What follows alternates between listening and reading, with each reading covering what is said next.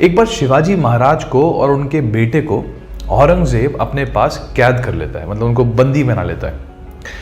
अब शिवाजी महाराज अपना दिमाग लगा करके उस जगह से बाहर निकलते हैं अपने बेटे के साथ और कुछ आदमियों के साथ, और उनको पता होता है कि अब मुग़ल जो हैं ये खबर फैला देंगे कि आपको जहाँ भी, मतलब लोगों को बोल देंगे कि आपको जहाँ भी एक आदमी और एक बच्चा साथ में दिखे हमको उसी वक्त खबर दे दो। तो वो क्या करते हैं कि वो अपने बेटे को बोलते हैं कि तुम जो है नॉर्थ की साइड जाओ, और कुछ आदमियों के साथ अपने बेटे को भेज देते हैं नॉर्थ की साइड और खुद साउथ की साइड पहुंचते हैं। जैसे ही वो साउथ की साइड जाते हैं वो एक और चीज़ देखते हैं कि उनका जो भेष होता है, अगर वो नॉर्मल ही कपड़े पहनेंगे तो लोग पहचान जाएंगे कि ये शिवाजी हैं। तो वो क्या करते हैं, अपना भेष बदल लेते हैं, मतलब वो साधु के कपड़े पहनते हैं, बाल बढ़ा लेते हैं और दाढ़ी वाड़ी उनकी वैसी बड़ी होती है, तो वो जो है वहाँ से चलना शुरू करते हैं।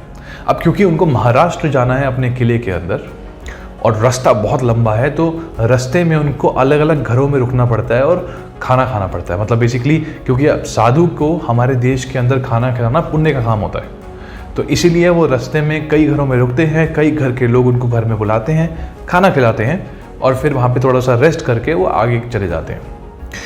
एक घर के अंदर वो इसी रास्ते में रुकते हैं, वहाँ पर उनको एक पत्ता होता है, पत्ते के ऊपर जो है चावल और दाल दी जाती है। तो एक पत्ता रखते हैं ऐसे नीचे, उसमें जो है दाल डालते हैं, चावल डालते हैं और दाल जो है ना वो पत्ते से नीचे गिर जाती है।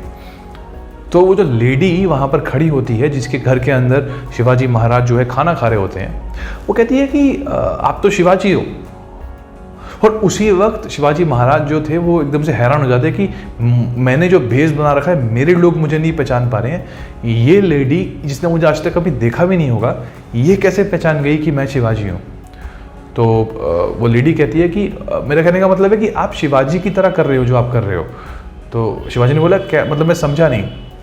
वो लेडी कहती है कि आपने ऐसे दाल डाली और दाल जो है वो पत्ते से बाहर गिर गई, तो आपको क्या करना चाहिए था, आपको पहले चावल लेना चाहिए था, चावल की आप एक बाउंड्री बनाते और उस बाउंड्री के बीच में आप दाल डालते ताकि दाल जो है ना वो बाहर नहीं जाती।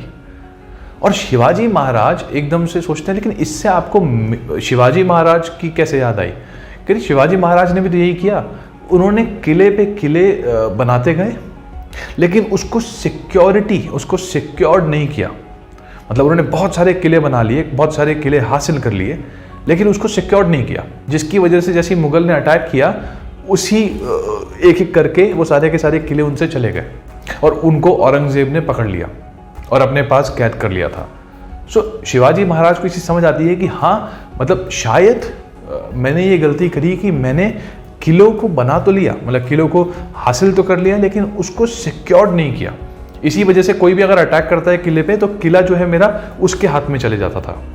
और अगर आप ध्यान से समझोगे तो यही चीज़ कहीं ना कहीं हमारे साथ भी आजकल होती है कि हम लोग नए प्रोजेक्ट उठाते हैं, नई चीज़ करते हैं, हम वो तो कर लेते हैं लेकिन जो हम शुरू करते हैं उसको ख़त्म नहीं कर पाते। बेसिकली आज की लैंग्वेज में बोलते हैं कि उसको ऑटो पायलट पे नहीं ला पाते।